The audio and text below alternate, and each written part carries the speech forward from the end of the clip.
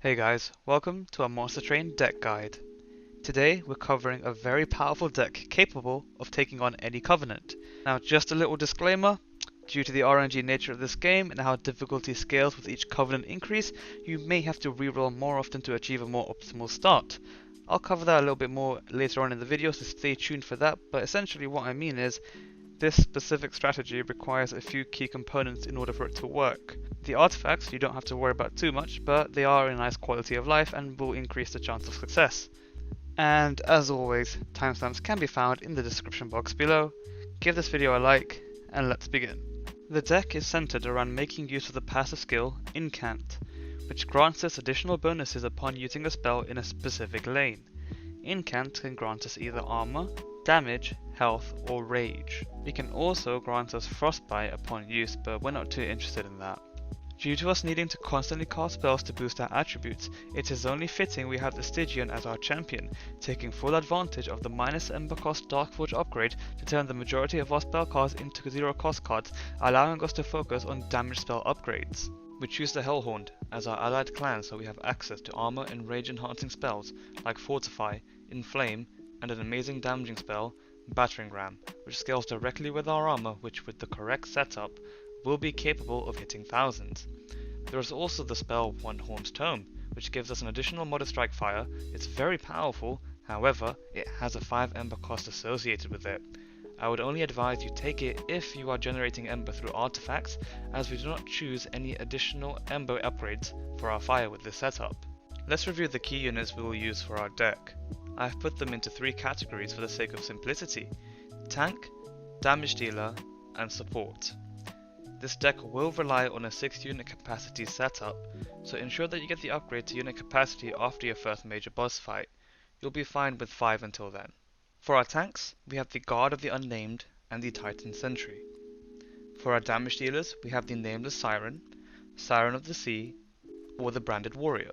For our support, we have the Guardian Stone, the Lodestone Totem, and I'd also argue the Glacial Seal if that's all you have. Now, before anyone says it, yes, you can use imps as support. Yes, you can use other units as tank. Anything can be a tank if you juice it up with the Incant upgrade or lots of health upgrades. Is it the most optimal? Probably not.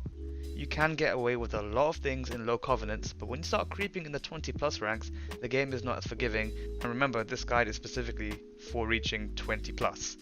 So if you're rocking a Covenant rank under 20, then feel free to mix and match, use whatever you want, play reactively to what the game gives you, and have fun with that. You'll do just fine if you follow the main principles of the guide. But if you're trying to get for 20 plus, then you might want to adhere to the guide's recommendations a little bit more rigidly. Alright, moving on. Spells. Broken down into damage and utility, due to the nature of this build, depending on you spamming spells as often as you can, there's no real right or wrong way to approach this. You want to focus on high Ember cards that will have their Ember cost reduced thanks to our champion's upgrade, while also having some low Ember cost cards to pick off some weaker monsters in other lanes. I will, however, list some of my favourite cards to use. For damaging spells, we have Ancient Synergy, Helical Crystalis, God I butchered that one, Ice Tornado, Hornbreak, Inferno, and Battering. And for utility spells, we have Urchin Spines, Drain, Frenzied Swarm, Offering Token, Fortify, Alloy of the Ancients, Enflame, and Onehorn's Tome.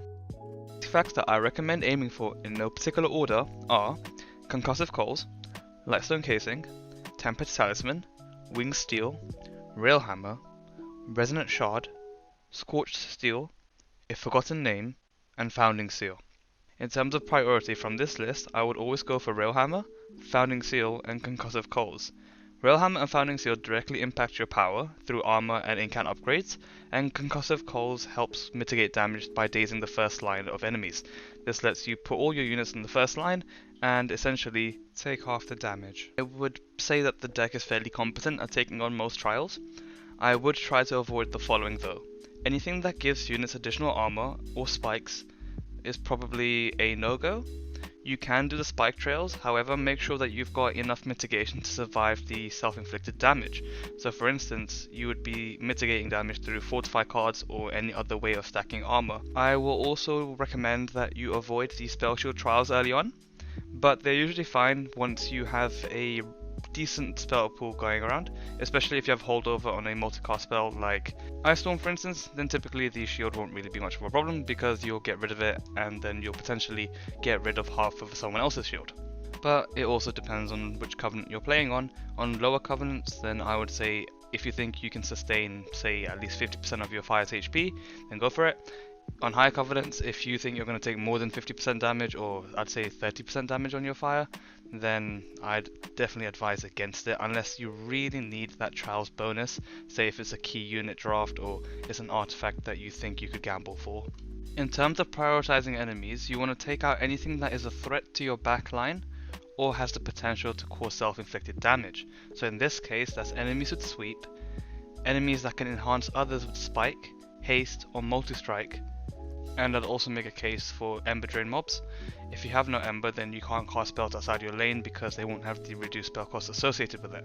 If you are in a position that you can't take them out because you haven't got the cards or you just don't have the damage at the time, then do your best to make a setup going into that wave that you have enough armor enhancing cards for your squishier units so that they can survive the next couple of waves.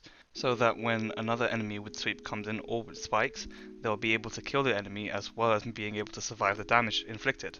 Now, because of how this build scales and as time goes on we get stronger and tankier, enemies typically at the start of the wave will be a higher threat than enemies later on in the wave.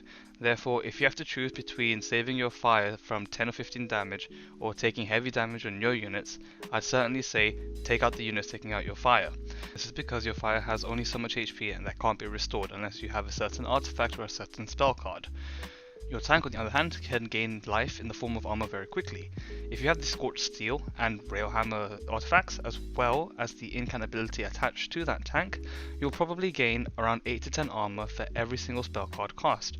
So again, if you're going to risk taking a bit more damage on your tank so you can save your fire, it's always worth it.